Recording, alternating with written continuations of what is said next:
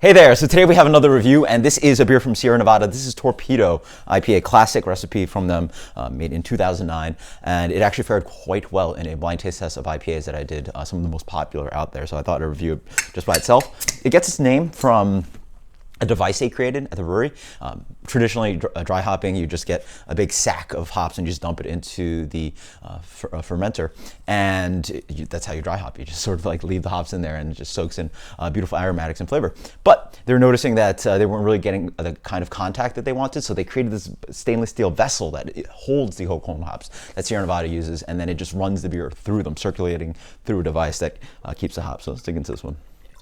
It's about 7 weeks fresh.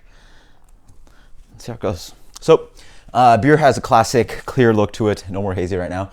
This beer comes in a light amber color, yeah. Deep gold to light amber color. Beautiful carbonation rising out of the glass. Beautiful off-white head. Beautiful, wonderful IPA glass that I haven't been using. So let's dig into this one. Yeah. Classic nose. It has, this one's, I'd say maybe a little bit more sweet than some of your traditional West Coast IPAs, even some of the new age West Coast IPAs. Definitely a lot more malty than those. This is classic, yeah. I get sweet. It's sort of like, imagine if you could get spruce tips and pine and then just like caramelized sugar on top of them. If that makes any sense. It's just like this candied pine kind of flavor to it. I get sweetness. I get caramel. I get a little bit of that kind of light caramel, sort of when you put the sugar on the pan. It's just a really light kind of color to it, not really rich and intensely caramelly.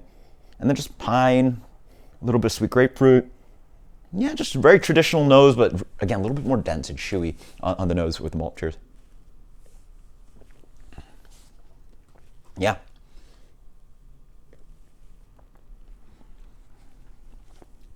It hits up front, real nice proper bitterness. It has this evergreen, sprucey pine thing. Yeah, just think of forest. I get that kind of wintry kind of quality to this beer. I mean, it is extremely cold right now, but yes, surely a wintry kind of flavor, bitterness pops up and introduces you on the tongue. Almost a little bit minty, a little bit like, I'm thinking toothpaste. In the middle, there's a little bit of like sweet grapefruit. Just very traditional, you know, just tastes like West Coast, but there's a little smack of Sierra Nevada in there. I will say that, wow, that's a bit more. This is a nice palate reset. I really highly recommend that you try to get some of this fresh if you're used to drinking New England IPA, because like introducing your palate back to bitterness is quite nice. And wow, like I'm drinking this beer, it's like, man, this is bitter. Like, when was the last time we were drinking IPAs that are bitter? And yeah, this is quite bitter, not in a bad way, just you taste bitterness, wow. On the malt, actually not as stickingly sweet as it sort of smells. It has an emphasis of like richness, of like maybe something like a sweet breadiness, a sweet kind of like, what am I looking for? Something like a brioche, something a little bit more tense and caramelly. Maybe again with that, I'm just thinking of like caramelized sugars on top of something.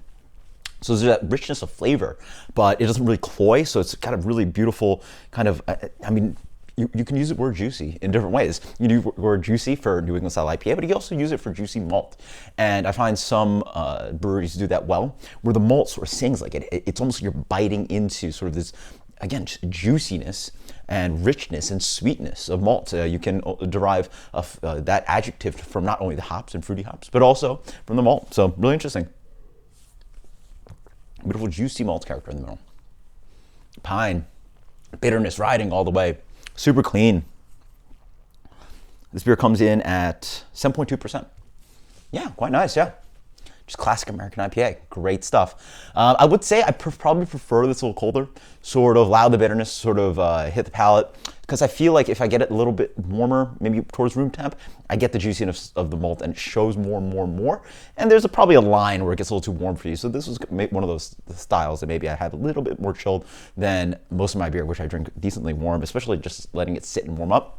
Granted, I do recommend that you at least just sit and let this warm up and see how last sip tastes. Really allow the beer to progress on your palate, moving on from the hops to bitterness, and then as you wait more and more, carbonation dying through, malt showing through, sweetness coming through. So, fantastic. What an absolute classic. As for rating, wow, it's great. I wish more breweries were doing beer like this. But again, it's a little bit more old school because I'm telling you, there's just a little bit more malt coming through.